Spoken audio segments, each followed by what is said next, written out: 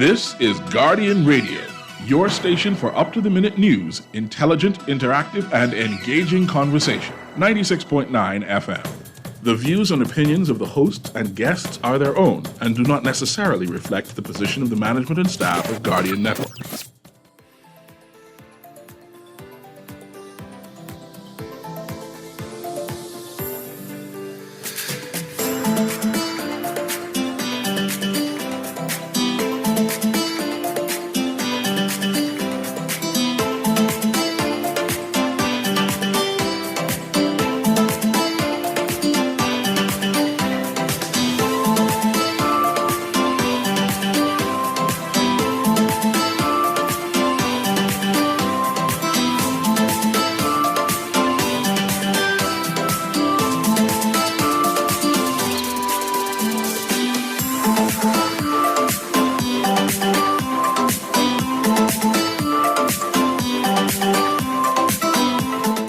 Good morning and welcome to Guardian Radio AM. Today is Monday, March 20th, and it's a little after 11 o'clock in the morning. Once again, this is C.A. Newry, and I shall be your host for today as we discuss archaeology.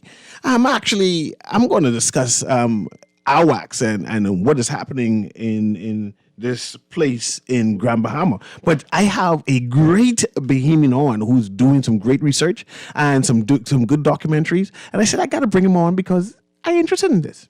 But without further ado, I'm going to introduce my guest. My guest is Mr. Michael Pateman. Mr. Pateman, are you on? Because I have him on Zoom. Good morning. Yes, I am on. And yes, I need to have a narrative for you so people understand and appreciate why I cherish you so much, why I herald you as one of the greatest Bahamians we have right now. But you, by profession, are the curator. Yes. I'll say who I am. So yes. Just to correct you starting off, so it's Dr. Michael Pateman, but everybody who knows me knows I prefer to go by Michael or Mike. I'm not stuffy about being called doctor. I am currently, in my profession, a curator and lab director at the Bahamas Maritime Museum in Freeport, Grand Bahama. But as you said, I am an archaeologist. I'm an anthropologist. I'm trying to be a documentary filmmaker. I think I'm a little bit of a jack of all trades, but I focus on not the Arawaks, the Lucayans. I see him trying to make a distinction there. The AWACS and Lucayans are two different people. Okay. But I want to speak on anthropology and archaeology and your experience with that. And then I want to transition into what you are doing now, this documentary, and how you get back in the Bahamas, because I thought you was in Turks. All right, yeah. Where do you want to start? No, I want to start basically, what have you been doing in terms of archaeology in the Bahamas, and explain that. Because few people realize that you're the leading archaeologist in the country and that you are regionally known and renowned and you've done some great work. And I want to herald that. Well, I appreciate the kind words. So, yes, I'm an archaeologist. And for those who don't know what archaeology is the study of human past through what people have left behind and where they lived. So that's basically, we look at the sites and artifacts that they left behind. I specialize in the Lucayans. And so this is obviously before Columbus or before European contact in the New World. I have had the pleasure to say that I probably have visited every major island in the Bahamas, lots of the keys, lots of the rocks, many places that people haven't been before, or modern people haven't really gone, to try and get a better understanding of who were the Lucayans, where'd they come from, and how can we know more about them. So your study is mostly on Lucayans. Have you found any Lucayans artifacts? Basically, the Lucayans were everywhere in the Bahama archipelago. And I'm saying Bahama archipelago instead of Bahamas because the Lucayans also lived in the Turks and Caicos, which are a part of the Bahama archipelago. And they lived everywhere, or I shouldn't say they lived everywhere. They were all over the island. So we find evidence of them on basically every island, every key, some of the rocks. anywhere we go today, Lucayans were probably there first. And I know you made a distinction between Lucayans and Arawaks. Can you just explain that so people who listening can understand? Because I know one's a language and one is a people. Right. So, well, actually, Arawak is a tribe in South America, but the Lucayans and the Taino Indians who are in the Great Antilles, they spoke Arawak as their language. And so I think if you read some of the early texts about Bahamian history in the 17, 18, even in the 1900s, they described the first people as Arawak-speaking people. And I think eventually, at some point, somebody got lazy in their writing, and instead of calling them Arawak-speaking people, they just started calling them Arawaks. But archaeologists, we like to call them Lucayans because they called themselves Lukukari, which means island people or people of the islands. And the Spanish called them the Lucayos, and the English version of this is Lucayan. So I prefer to use Lucayans instead of Arawaks. So the Bahamas, and we can include Turks and Caicos, had a distinguished group of Native Americans living in this region. Yes, they were closely related to the Taino people who lived in Cuba and Hispaniola, because that's where they would have originally migrated from. But once they came to the Bahamas, their lifestyle changed, their culture changed. And even genetically, they became a little bit different. I won't use the word evolved because I know that's a dirty word in the Bahamas. Mm-hmm. But they were distinct people represented by their own culture, similar to how we Bahamians today are distinct, mostly based on our culture. I know in Andros there are some people who would say they are descended from Seminoles, right? They're Seminoles descent. Are there any Lucayan descendants right now in the Bahamas? So that's a very interesting question. And I would say I would not be surprised if we found somebody with Lucayan DNA in their system. But those who have claimed it and even shown me their DNA studies, I still don't believe that they're fully Lucayan descent. And so I'll tell you why. The first person of Taino ancestry whose DNA was sequenced was actually a Lucayan burial from Preacher's Cave. From the Bahamas. So all Taino DNA then traced back to Preacher's Cave. And so while, as I said earlier, the Lucayans were a little different, it still was close enough genetically where you can get that relations. But then when I start asking people their family histories and their family heritage, you hear about a migration in the 1800s from Haiti, or you hear about a migration from Cuba, or even from Belize, where some Native American ancestry in the Caribbean came in about 6,000 years ago. So you can actually then sort of surmise or interpret that maybe that DNA evidence didn't come from the Bahamas, but came from elsewhere in the Caribbean. So what about those Long Island people who brown and they say, man, no, man, I have Taino's blood. I see it. You can look at me and see the old pictures. We look Lucayan. Well, I mean, they they're like me, fair skin, spend a lot of time in the sun, have straight hair. The DNA doesn't support their claim of Lucayan ancestry. And it may also be a part of trying to claim ownership and belongership, because what's the oldest Bahamians? Lucayan ancestry. So if we have this narrative of who are Bahamians, I always started with the Lucayans. And if you can prove that you are descended from a Lucayan, and even though I say there's no evidence of it yet, I would love to be proven wrong. I would love to find somebody who we can trace ancestry to the Lucayans. But until that, I remain skeptical. I know once upon a time there was a DNA project searching for Lucayans, natives in the Bahamas. Is that project still going on, or that has been discontinued? So there have always been people doing DNA studies, and there was some modern DNA studies, but I was a part of a team that we looked at ancient DNA. So we sampled about 30 Lucayan skeletons from throughout the Bahamas. And this was actually part of a larger project where over 200 skeletal remains from throughout the Caribbean had their DNA sampled to try and get a better understanding of who were the indigenous people of the Caribbean and where did they come from. So we published a big paper on that in Nature, which is a prestigious journal. But since I was the lead from the Bahamian side, I wanted to then take it further and just look at the Lucayan DNA. And so I sort of put a call out there for people who had done their DNA studies, if they had gotten anything that showed that they had Taino or Lucayan ancestry, if they wouldn't mind sharing it with me, because we wanted to try and find traces of modern Lucayans. And a few people shared their results with me, and this is when I started digging into the family history.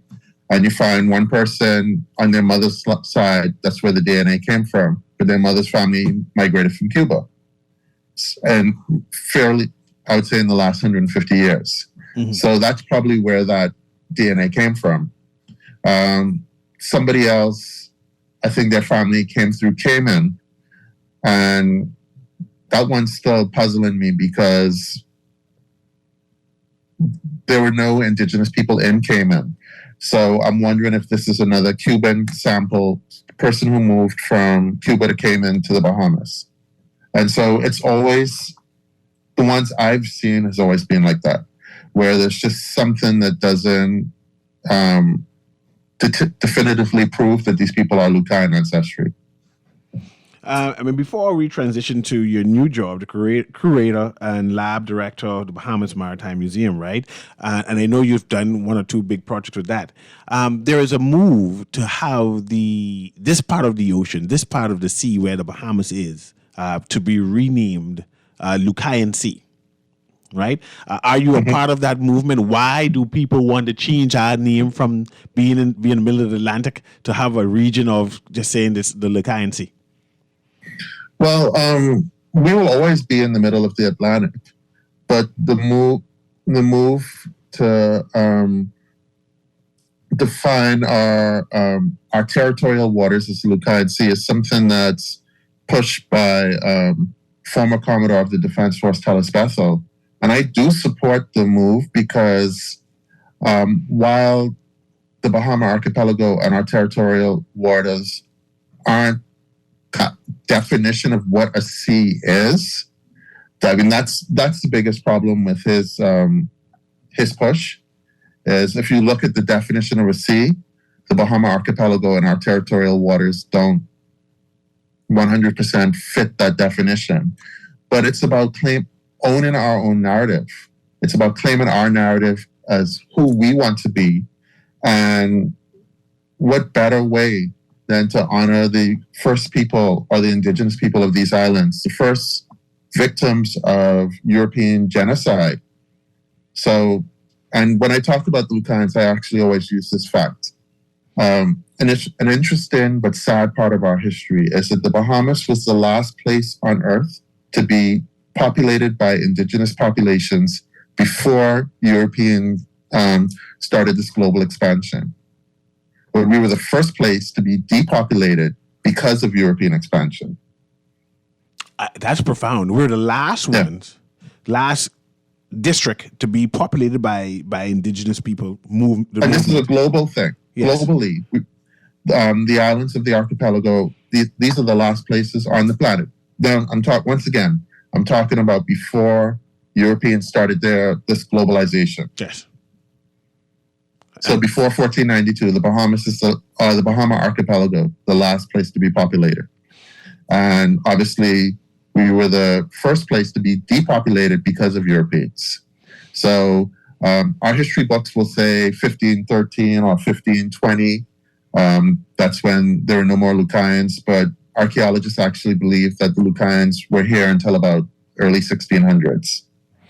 And that's interesting because we were already populated by the Lutheran adventurers by that time. So there's Well, no, the Lutheran adventurers came mid 1600s. yeah.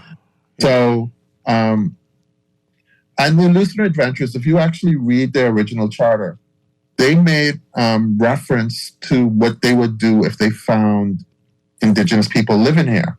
So they wouldn't put that in there if there wasn't some thought or belief that there may still be remnant populations in the islands. Interesting.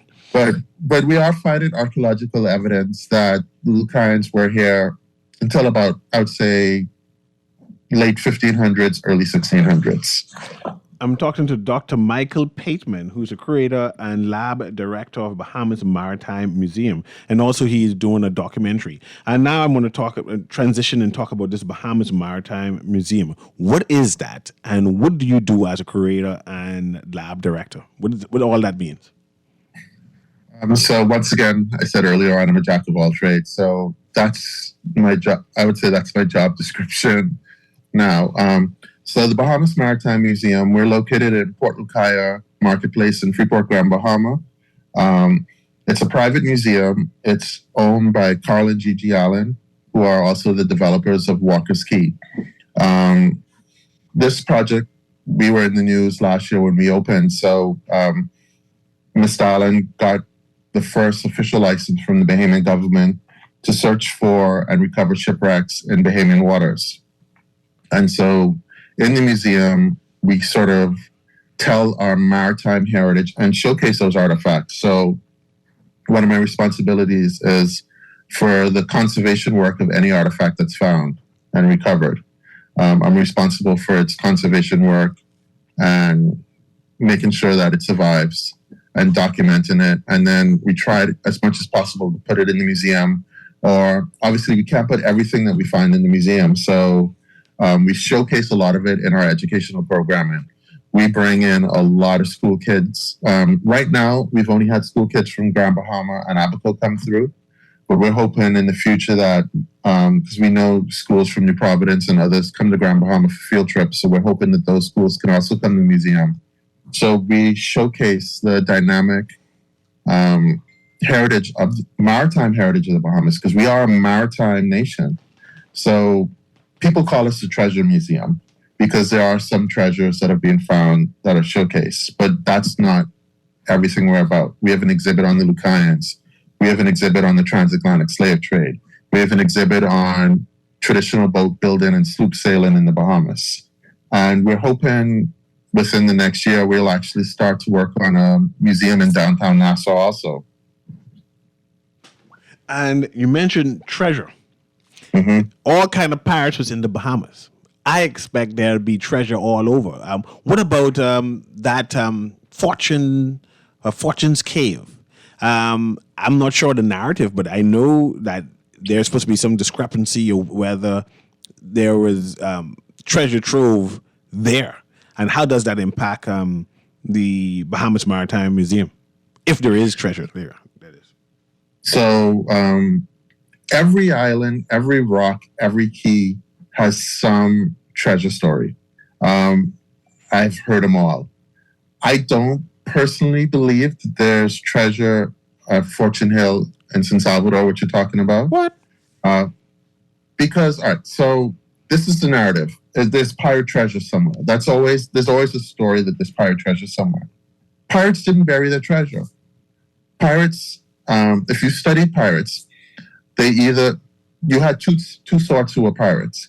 You had single men who were sailors.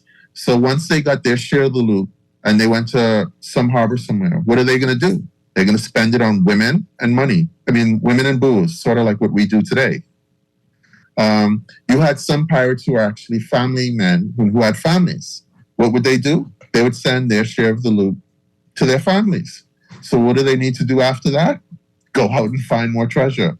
So there was no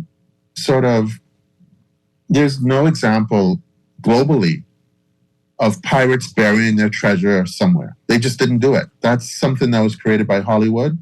And I kid you not, I've heard of probably every island in the Bahamas, someone has some story of treasure buried somewhere in a cave or something like that. in terms of telling our story, the Bahamian story, right? I know you're telling a tale or a story of Lucayans, and now you're telling the story of our maritime history. How important should our history and past stories, pirates, the colonialism, Africans, Lucayans merging together, how important is telling that story in terms of the movement or the development of the Bahamas? Our history is incredibly important, and our history is actually unique. I tell people that Bahamian history has some very unique stories, and we need to begin to own those stories and tell the true stories. Or let's get away from these stories that are created for tourists, because actually, unfortunately, a lot of our historical narrative are stories that we make up for tourists. So I'll use a prime example, Blackbeard's Tower. Blackbeard's Tower was never used by Blackbeard. What? Yeah, I know. That's another one that I get a lot. It's not a true story. That tower was built well after Blackbeard lived in the Bahamas. Now, it was a story that was created, my suspicion was in the 1920s when the first Tourism Development Board was formed. They were looking for things to sell tourists on. And I think they created that narrative. And the narrative goes, oh, the locals say that Blackbeard lived here. But that was constructed well after Blackbeard, just from looking at the construction style. Now, what we can say was that Blackbeard did live in Nassau. Blackbeard was one of the leaders of the Pirate Republic. That's a narrative we can sell. But we need to stop creating these narratives. Or a lot of people are aware that I've been working with Christopher Davis, who just published his book, The Black Rinse, New Perspectives on the African Diaspora in the Bahamas. And one of the things that he's discovered is I would call it the true story of the origins of John Canoe. So John Canoe, as we know him as, was never a slave, because that's one of the narratives we were taught, that John Canoe was a slave in the Bahamas. He was an African prince, and he was captured, and he was a slave in the Bahamas, and he begged the colonial leaders to allow his people those days off, and it's a celebration of him because of that. That narrative is completely, I won't curse, but completely crap. But the true story is that John Canoe, or as he's known in his traditional language, Jan Kwao, was the king of the warriors. And he fought against the slave trade in Ghana. And it's his warriors who were captured after a battle who brought his name and the celebration of him to the Bahamas. And that's where the whole story starts. And through Christopher's research, this debate between the John Canoe originate in the Bahamas or Jamaica or North Carolina, or there's so many places. I think Christopher's research and some new information we're finding is we can claim that John Canoe is ours. It came from here and then it radiated out. I have a question via text on who have you collaborated with in techs of archaeologically? Or, yes, that. Sorry, say again, my phone started ringing. Who have you collaborated with in terms of archaeology? So I've worked with, a lot of people know the name Bill Keegan, or William Keegan. He's written a few books on Bahamian archaeology. So I've worked with him probably for more than 10 years. I've worked with, I was trained by archaeologists Mary Jane Berman and Perry Genovecchi. Honestly, any of the archaeologists who've worked in the Bahamas since the 90s, I've worked with them. Okay. And you were in Turks and Caicos for a while. What were you doing there? Yeah. So in 2018, I was offered the job as the director of the Turks and Caicos National Museum. And so I accepted it. And so I was the director of the National Museum from 2018 until I came back to the Bahamas in 2020. Okay, and I know you're back, and we're celebrating you back. Our Bohemian Sun should be here, pushing forward our agenda and our culture. And there are persons who say that we need to do more in terms of celebrating ourselves, celebrating our history, and of course archaeology in general. Yeah. What have you been doing? I know you're doing a documentary. What have you been doing to proliferate that concept? So, yeah. So the last several years, and this actually started right before COVID, I was working mostly with Bill Keegan on writing up a lot of the work that we had done. And so the first step was to publish it in the academic journals, which we've done. And so after that, I started working on a book about the Lucayans. I sort of put that on hold because I was helping Christopher with his book. And so I'm now getting back onto writing the book about the Lucayans. But I think that's one of the ways to put the information out there is to write it down. But one of the things that I'm starting to realize is that as technology changes, we have to change how we present information for people to learn. And some people, you have a crowd of people who will read a book. But unfortunately, reading is not as popular as it should be. So we have to find other ways to put that information out there.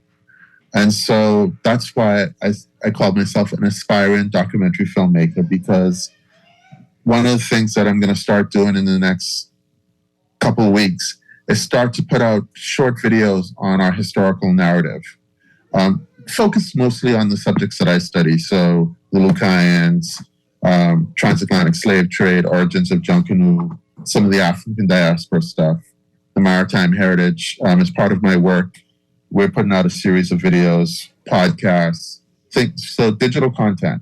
So when can we expect to see one or a lot of these? I'm hoping to start putting stuff out in the next couple of weeks. Oh, as soon as that. Excellent. Yeah. We have a caller who wants to go ahead. I have a project that I launched a few years ago, but I kind of had to put it on hold. I call it People of the Islands in honor of the Lucayans. Where basically islanders, and this is a global thing again, islanders, we have unique stories to tell. Our cultures are so dynamic because they're shaped by the islands we live on, by our colonial pressures, by our African ancestry, by indigenous past. So, for example, although we don't have Lucayans here, we still use a lot of what they did in the past. So barbecue is a Lucayan words and sort of lifestyle. So I'm going to start putting that kind of stuff out there for people to see. And I have a website that I still need to work on. It's called peopleoftheislands.com, where a lot of this stuff will go on YouTube and Facebook and so forth. I see I have a caller who wants to engage you, so let me patch that caller through. But I would like to also know if you come across any pirate artifacts, but I'll ask that after the caller on next side. Okay. Go ahead, caller. Can you hear me? Morning, CA. Hey, morning. How you doing? It's doing great, man. And of course, good morning to your host, Dr. Michael Pateman. Dr. Michael Pateman. Good morning. Good morning. Michael, good morning to you. Morning. Totally enjoying your presentation here on the show, and there's so many aspects that I do agree with you as far as your commentary is concerned in terms of, we as a people seem not to be reading as much as we used to when we were growing up. Everything now is visual, and it's good to hear that you spoke to the mere fact that perhaps producing this in a visual aspect. When you said that, it reminded me of a historical journey of Christopher Columbus back in the Crystal Palace days. We had a place called Experience the Bahamas, where it showed from 1492 to 1992 his journey to the Bahamas and how we celebrated the 1992. I think it was 50 years. It's unfortunate that so much of our culture or our history of this country is not well documented, either in print or visual. I think now with the modern technology, where a lot of people tend to be more visual rather than reading. I think finding the sponsors perhaps to help to create a documentary, a visual documentary, is so pivotal at this time for many of us who know some of the history of this country, but more so, many of our younger generation who do not even have an inkling of the history of how this country really came about. I think that is really essential, especially in a time like this, where our cultural identity, or just identity as Bahamians as a whole, is left in limbo or is in question. So I applaud you for the valiant effort, even to try and conceive bringing this about, to bring it into fruition. And if there's any way, shape, or form that I can assist in helping you in the visual or the arts, then I feel free to give me a call, because I'm very, very, very much interested in actually trying to help to bring some of this information to the public domain, especially for the edification of our school kids coming forward. CA, thanks for taking my call, and feel free to give him my number so he can get in touch with me after the program. Certainly. Thank you, and have a great day. Before the caller call, I was asking about pirates' artifacts, and then you said you were about to write a book, or you're writing a book about Lucayans. Is there more or new information on Lucayans? I thought we have enough information on Lucayans. So that's pirates and Lucayans. Well, actually, so I'm going to start off with just saying what the caller said. So I want to emphasize that some people actually, when I talk about this, say, oh, why are you trying to get away from reading? And I know the caller wasn't saying that, but I think it's important for us to try and, instead of fighting the change in technologies, embrace it. And we're realizing that people are now more visual. So let's embrace it and present our history and that fact, because one of the problems when I talk to students about history, I get the same comment, oh, it's so boring. And it made me realize, well, you know what? History isn't boring. It's the way it's presented can be boring. So we need to find a way to make it more exciting so that people will understand our history better. Because there's a lot of information about our history out there. It's just not all in one spot. So I'm hoping this can be done. So now your question about Lucayans. The more we study them, the more information we learn about them. So as archaeologists study new sites, we'll learn more information. So I can write a book today and find something that disproves what I said. And that's happened a few times already, where I've talked about the Lucayans in a public setting and said one thing, and then a few months or a few years later, new information has changed that. So I'll give an example. A lot of what we knew about the Lucayans either came from Columbus's descriptions in his logs, which are problematic, or from the sort of the Europeans, or mostly the Spanish, describing the Lucayans in their enslaved states. So how do we learn more about the Lucayans? Well, we have to study the sites that they leave behind. And there aren't that many archaeologists working in the Bahamas. And the original studies were all in caves. So when we look at the 1950s information, it's going to be based off of studies of their cave sites. Then in the 70s and the 80s, people started doing what's called pedestrian surveys. And they made assumptions about the sites based on what they saw in those surveys. So now, once again, information changes. In the 90s to 2000s, you had a lot of excavations happening, but most of those happened on San Salvador and Middle Caicos and the Turks and Caicos. So a lot of what we knew about Lucayans came from two islands. If you know anything about the Bahamas today, we may be all Bahamians, but we're all different when you go to the different islands. So as we've gone to more islands and started to study more sites, our information is evolving. And it's always going to evolve as long as we're able to do more studies. I have this text here, even though I'm going to go back to the Pirates, it says, good morning, CA, Newry, and to your guest. I heard your guest indicate our history ties, and he mentioned some countries, including Haiti. Do we have any ties to Ghana, West Africa? And I guess, do we have any ancestral ties to Haiti, and by extension, I guess? All right, so I guess before we go into the piracy, yes, we have ties to Ghana. So that's one of the reasons why Christopher, myself, Angelique McKay, Robin Lightbourne, Tamara Davis, and others have been going back. Christopher found, so in our history books, it talks about the first slave ship to come from the African continent to the Bahamas. Originally, it was just said West Africa. Christopher actually traced exactly where in West Africa it came from, and this is from Ghana. And the first three slave ships that came to the Bahamas all came from Ghana.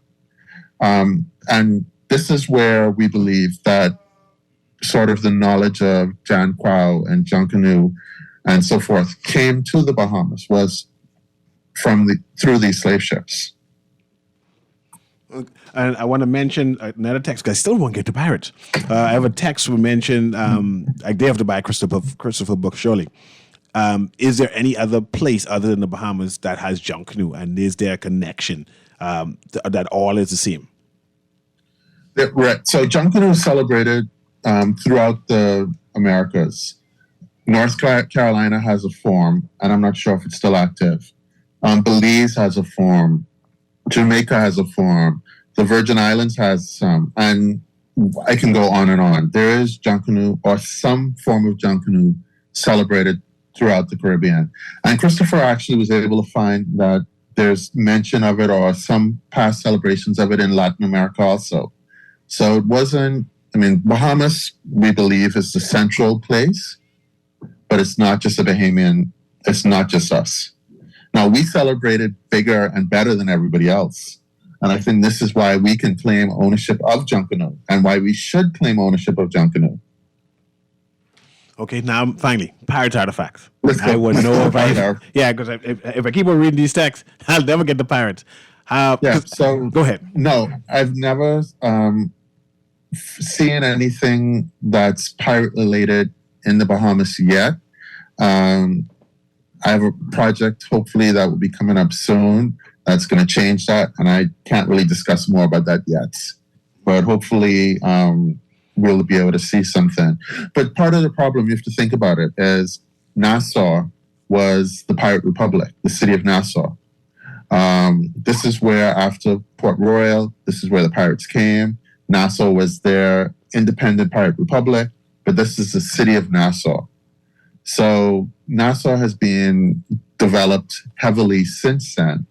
So a lot of those artifacts are either destroyed or buried under these buildings that are downtown now. Mm-hmm. I have a question asking about reparations. If they can prove that they are Lucayans and have the Lucayan DNA, surely they could get reparations. Well, I have to ask, this reparations from who? Because you're still, you have the whole concept of reparations for transatlantic slave trade and the Africans. So, I'm not discounting that reparations, if Lucayans still exist, but it's going to probably join the long list. Okay. I have a caller here I'm trying to get through. Caller, can you hear me? No? That caller hang up? Make sure. Producer going once, going twice. Go ahead. Next question I want to ask is, how important is or should Columbus be in our narrative? I see we in that new age, that woke era where we mashed up everything regarding Columbus. But as we tell our story, is there a place for Columbus? Yeah, there is a place for Columbus in our story, but let's put him in his proper context. Columbus is not a great discoverer or great admiral or however you want to describe him. Yes, Columbus's voyage to the New World established a permanent connection between the Americas and Europe. That's, in my mind, that's it. That's the only credit I give Columbus. Yes, there were people in the New World before Columbus, and I'm not talking about the indigenous people. I'm talking about Europeans. There's enough evidence that shows that the Vikings went back and forth, but that wasn't a permanent connection. After their settlements were destroyed, they never came back. There's evidence that the Moors or the blacks that lived in Spain and so forth had at least come across to North America. But once again, that's not a permanent connection. And there's some talk that Columbus actually got knowledge of the landmass from Africans. So, but it's not a permanent connection. But I don't like to see us glorify Columbus because Columbus was a cruel man, a very cruel man. I mean, the first thing he does when he sees Lucayans is, oh, these will make great slaves because they were peaceful. Now, I also won't be the person to say I blame Columbus for taking all the Lucayans out of the Bahamas. He took, I think it's 7 to 12, I can't, depends on which narrative. He took 7 to 12 with him. Only one survived the voyage because of disease. Some escaped. One survived the voyage and actually came back with him as his translator on his subsequent voyages. But there's no records of him ever coming back to the Bahamas. But there's plenty of records of how cruel he was in Hispaniola or Haiti, in Jamaica, and other places where he was just brutally cruel to the indigenous people. Yes. And what about the Seminoles and our connection to that? There are some say that we are directly Seminoles. We have that Native American blood. And there are some who say, man, no. We are Black Seminoles. We are African who live amongst the Seminoles. In your research, what is it? Well, so that's not my forte, but from what I've read about it, so the Black Seminoles, some of them did marry Seminole Indians. And so you will have the DNA of Seminole people in some people from those who descend from Red Bays. And you can actually see it in some of them because, like most ancestries, you can see certain physical traits in people. So some people who are descended from Red Bays, you can actually see that Native American ancestry in their skeletal features. And that's, as part of the Lucayans, that's what I studied. I studied their bones, their skeletal features. So it really stands out to me when I see people of different ethnicities and ancestries. I can see it in their facial features, where that comes from. I can try patch this caller through. Producer, see if we can get this caller. Caller, can you hear me? Yes, sir. How you doing? I'm doing well. Go ahead, Sesbach. Mr. Newry, on your guest.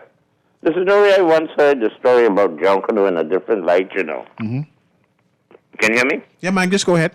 I heard that during the Christmas season with the slaves, the rich landowners and stuff used to give their old clothes and stuff away to the slaves. And they used to refer to them as junk. But to the slaves, it was new. So they started calling it junk made new. Junkanoo. Is there anything that your people have heard but that? That's different. Well, That's no, different, right? that's one I've heard before. Yeah, I heard they used to call the junk new. When the slaves get it, they class it as new. And the white man had it as junk. So they put junk and new together, call it Junkanoo. Have a good day. Thank you very much, Sesbach.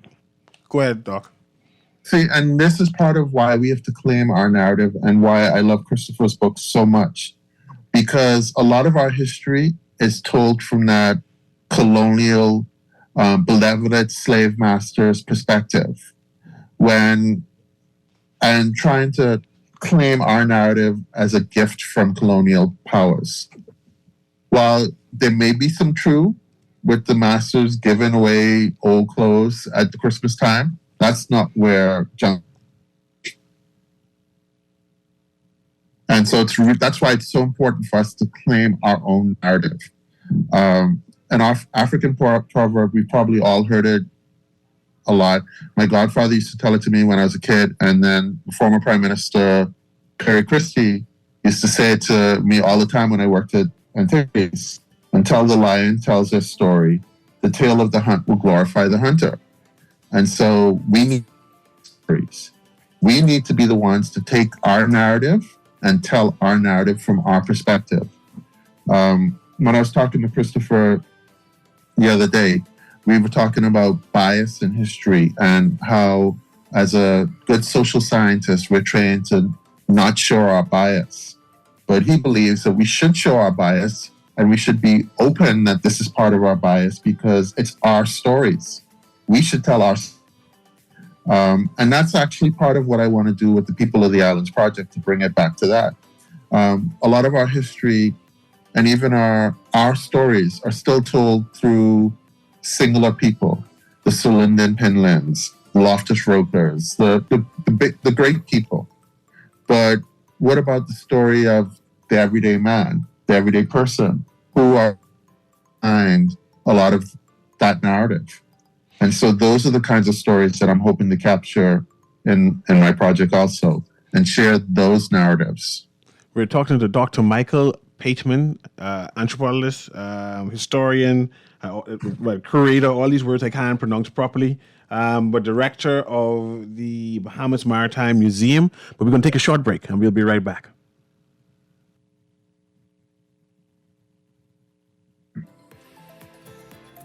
July, August, September. Bendy, what on earth are you doing now with all those red X's on the calendar? I verified in person for my NIB pension today, so I'm crossing out all the months until I have to verify again. Oh, yeah. By law, we are required to verify twice a year, in our birth months and then again 6 months later. It's important so we can continue to receive our benefit payments. Yes, the friendly lady at NIB reminded me that the verification forms are available online at select retail locations and that you don't even have to verify in person. Once a sanctioned authority certifies your form, it can be emailed to verification@nib-bahamas.com or placed in the Dropbox at any NIB location. NIB is making everything so convenient. The verification process is simple, and it's all outlined on NIB's website and social media pages. At NIB, they're making it easier for you. This is Guardian Radio 96.9 FM. Fresh news, smart talk, all day.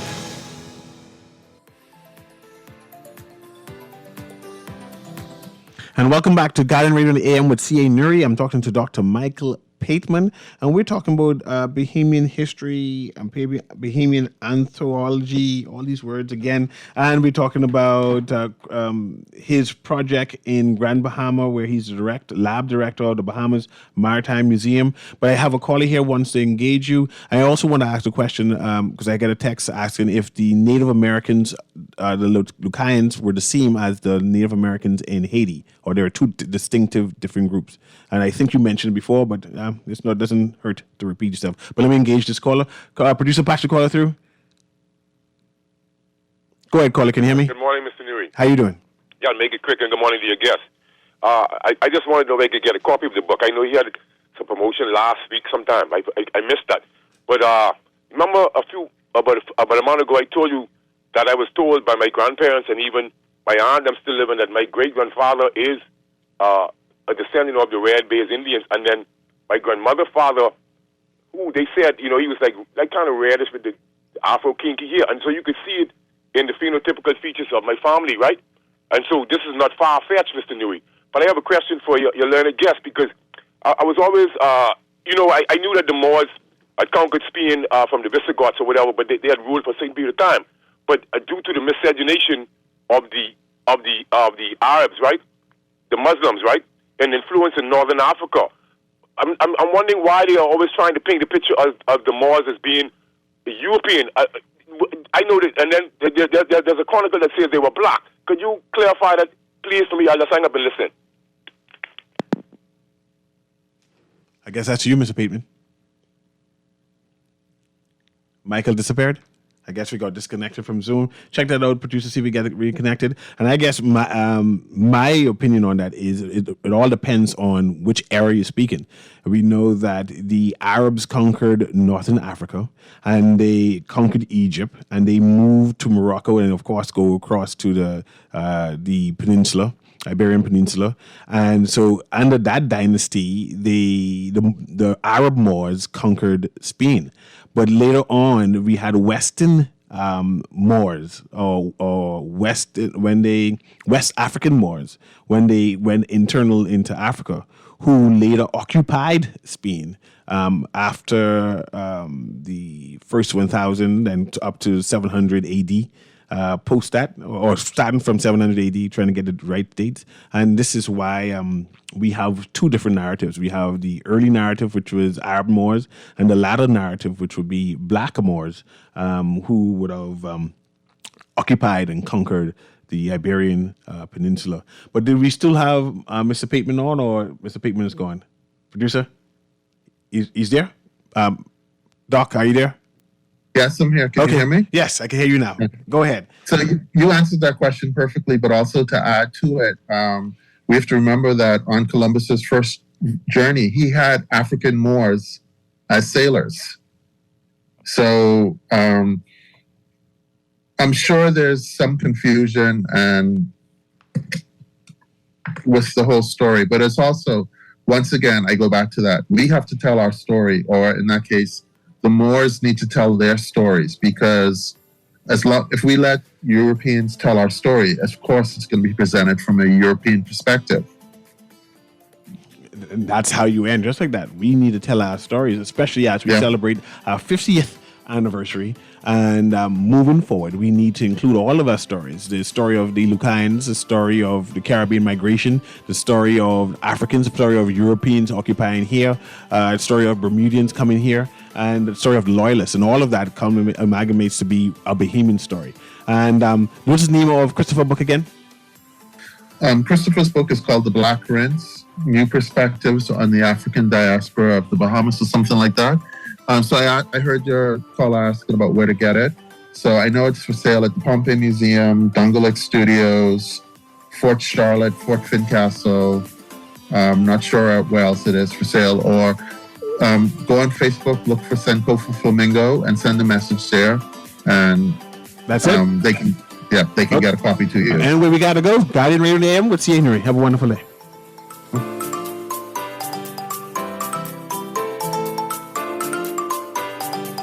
This is Guardian Radio, 96.9 FM, Nassau, Bahamas.